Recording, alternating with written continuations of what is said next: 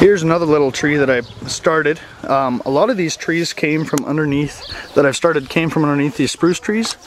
The birds sit in them, and through the bird droppings the seeds come out at the bottom of the trees, and I get tree starts.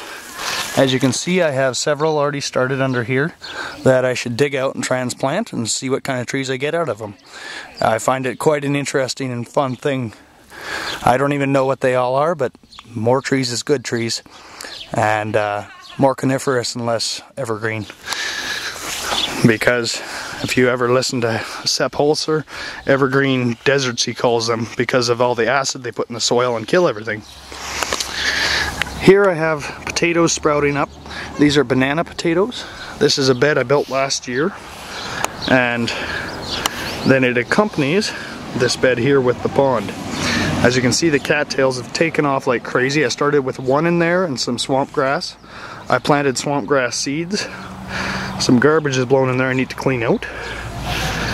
I've got more pansies here. I did start some other wild seeds in here and starts, and thus the grass. So if the starts I have don't come up, I will probably remove this grass. This is a plant that my wife bought. It covers in white and blue flowers. They're quite beautiful once it's bloomed, so hopefully we get a good start off that. In this bed I planted a mix of wildflowers and seeds that I've started. Under here I have some more trees starts that I'm growing. When I moved here there were 8 trees, now there's over 30.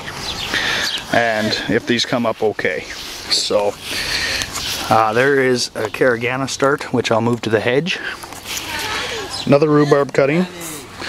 And here I have spaghetti squash and beans along the edge. Hopefully they grow up the hedge. This will catch water from the top pond and put it in the bottom pond and into these beds. Here's one of the last works in progress. You may remember I had a video asking what to do with this area behind my carport. And I showed you, I believe, that I started making beds. It is still a work in process. As you can see, here's a bed that's half mulched. Some permaculture experts disagree with the use of cardboard because of the glues and stuff in it. So I'm trying a different method using, they recommend moldy hay. Well, this hay isn't moldy yet, but once I get the compost on top it will be, and that should hopefully block the weeds like the cardboard would.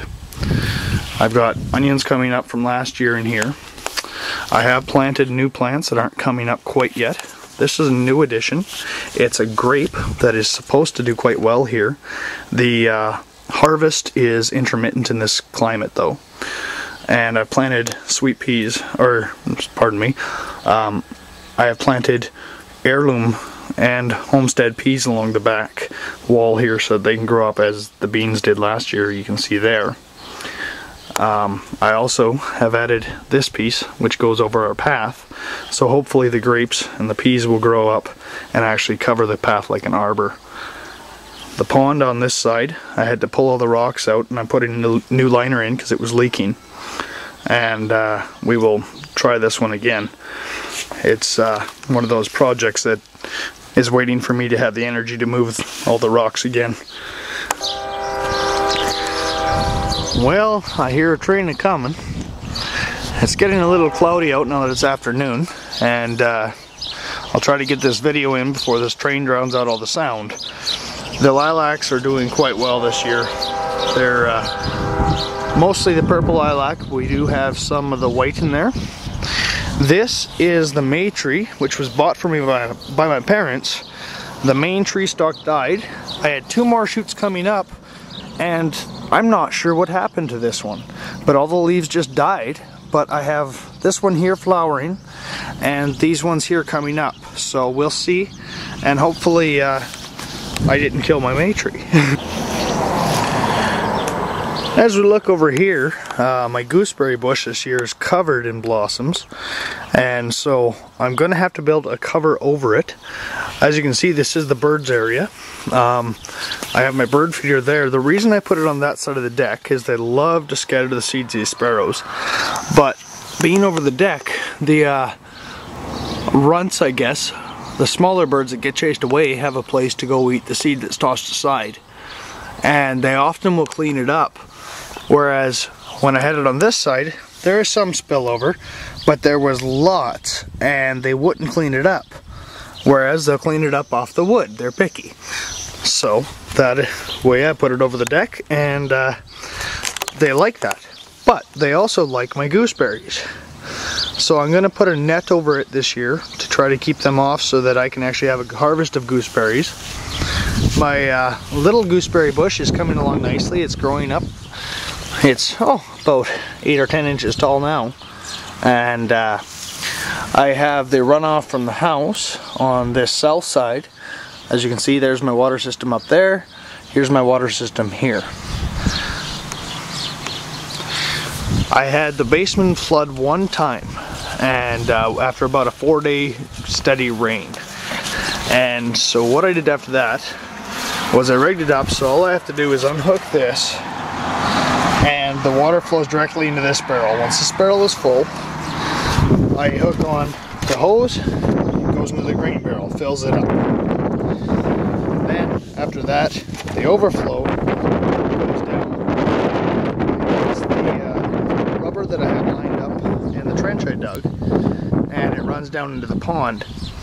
My plan is I'm going to have flower beds going along this side and all the way around this pond. And so at some point here, so then once the pond fills and overflows, rather than going into my basement, it's soaking down into the yard, which eventually will be a garden. And from there, because it's a constant downhill, the water soaks in and comes back up as it goes down the hill. And so it's constantly refeeding the flower beds. So there will be flower beds and terraces all along here at some point.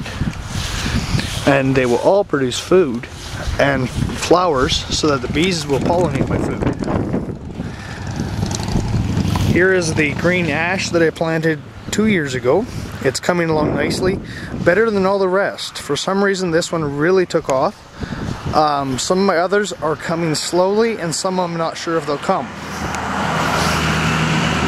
This one I think will come yet. It just hasn't sprouted anything yet. I've had a few that have surprised me. The soil looks dry on top, but I added in some chicken manure that was well composted, as well as some compost.